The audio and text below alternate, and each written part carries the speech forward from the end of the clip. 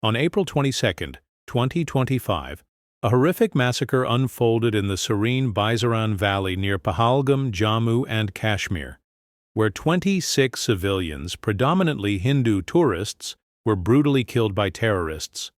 The attackers, identified as 5 militants, linked to the Resistance Front, TRF, an offshoot of the Pakistan-based Lashkar-e-Taiba, LET, emerged from the surrounding pine forests armed with M4 carbines and AK-47s. They systematically targeted victims based on their religious identity, asking for names, demanding recitation of Islamic verses, and in some cases, inspecting male victims for circumcision to confirm they were non-Muslims before executing them at close range. Among the victims were a Christian tourist, a Nepali citizen, and a local Muslim pony operator, Syed Adil Hussain Shah, who was killed while attempting to protect others. The attack, which also injured at least 20 others, marked the deadliest assault on civilians in India since the 2008 Mumbai attacks. India's struggle with terrorism is not a recent phenomenon. It has persisted for 77 years, rooted in the complex history of the subcontinent. Since the partition of 1947-1948, when Pakistan occupied a significant portion of Jammu and Kashmir, India has faced relentless cross-border terrorism, often attributed to Pakistan's support for groups like LET and Hizbul Mujahideen. For decades, India's response to such attacks was largely diplomatic, involving appeals to the international community to highlight Pakistan's role in fostering terrorism. Prior to 2014, successive Indian governments adopted a pattern of condemning attacks, temporarily halting dialogue with Pakistan, and then resuming talks in the hope that diplomacy could resolve the issue. This approach, however, often failed. To address the underlying issue, a lack of what can be termed enemy consciousness and historical consciousness, there was an assumption that Pakistan could be persuaded to abandon its support for terrorism through dialogue, ignoring the strategic and ideological motivations driving its actions. This dynamic shifted significantly after 2016 under Prime Minister Narendra Modi's leadership. India began to adopt a more assertive stance, blending historical awareness, recognition of Pakistan's role as an adversary, and a newfound sense of self-reliance. The first major demonstration of this shift came in 2016 with a surgical strike in Pakistan-occupied Kashmir, Pak, targeting terrorist training camps and launch pads in a covert operation. This was followed in 2019 by an unprecedented airstrike in Balakot, located in Pakistan's Khyber Pakhtunkhwa province, marking the first time Indian forces violated Pakistani airspace to strike terrorist infrastructure. These actions shattered the earlier restraint exemplified during the 1999 Kargil War, when India avoided crossing into Pakistani territory to prevent escalation with a nuclear-armed neighbor.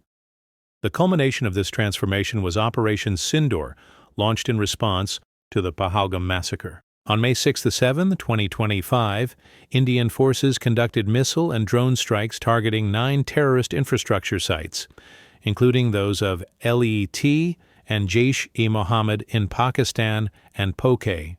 The operation, described as measured and non-escalatory, destroyed terrorist camps and headquarters, notably in Pakistan's Punjab province, its political and military heartland. India's military also neutralized 11 of Pakistan's 12 air bases, effectively dismantling its air defense capabilities and exposing the limitations of its military posturing, including its nuclear threats. Reports suggest at least 100 terrorists were killed, and Pakistan's retaliatory attempts were thwarted, with its air defense systems, including those supplied by China, failing to counter India's BrahMos missiles. Operation Sindoor was not merely about neutralizing immediate threats. It represented a profound shift in India's global image. For decades, India was perceived as a soft state, unable to decisively protect its borders or citizens. The operation challenged this narrative, showcasing India's military prowess and self-reliance. It sent a clear message to Pakistan and its backers, countries like the United States, China, and Turkey, which have historically provided Pakistan with financial aid, weapons, and diplomatic support. Despite India's efforts to place Pakistan on the Financial Action Task Force (FATF) gray list for terrorism financing, Western powers and China have often facilitated Pakistan's removal from such sanctions. The United States, for instance, has supplied F-16 jets to Pakistan under the pretext of counter-terrorism, despite evidence of their use against India. Similarly, NATO member Turkey has openly provided drones and missiles, while China has bolstered Pakistan's nuclear capabilities. The real significance of Operation Sindoor lies beyond the destruction of terrorist infrastructure or Pakistan's military assets, which can be considered collateral damage in the broader context. The operation exposed the complicity of global powers in enabling Pakistan's proxy war against India. By demonstrating the ineffectiveness of Chinese air, defense systems and destroying American-supplied F-16s, India underscored its technological and strategic superiority. Prime Minister Modi's statement during the operation that India would not distinguish between terrorists, their masters, and the systems supporting them was a pointed message to the world. It signaled that India holds not just Pakistan, but also its enablers accountable, challenging the geopolitical status quo where anti-India forces have used Pakistan as a proxy to destabilize the region. This operation also highlighted India's transformation into a self-reliant power. From being listed among the Fragile Five economies in 2014, India has risen to become the world's fourth-largest economy, projected to reach third place within years.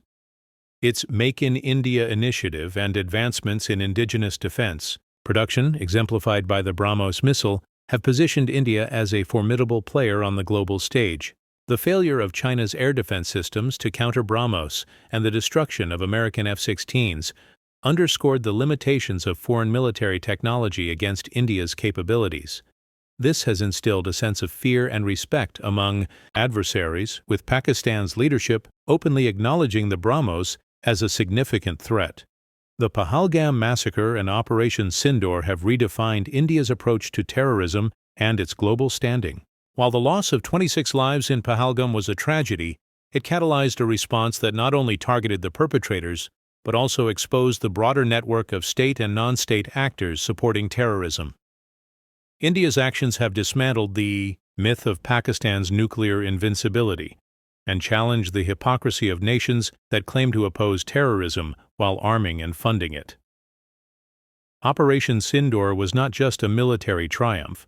It was a statement of India's resolve, self-reliance, and emergence as a power that will no longer tolerate threats to its sovereignty or the safety of its citizens.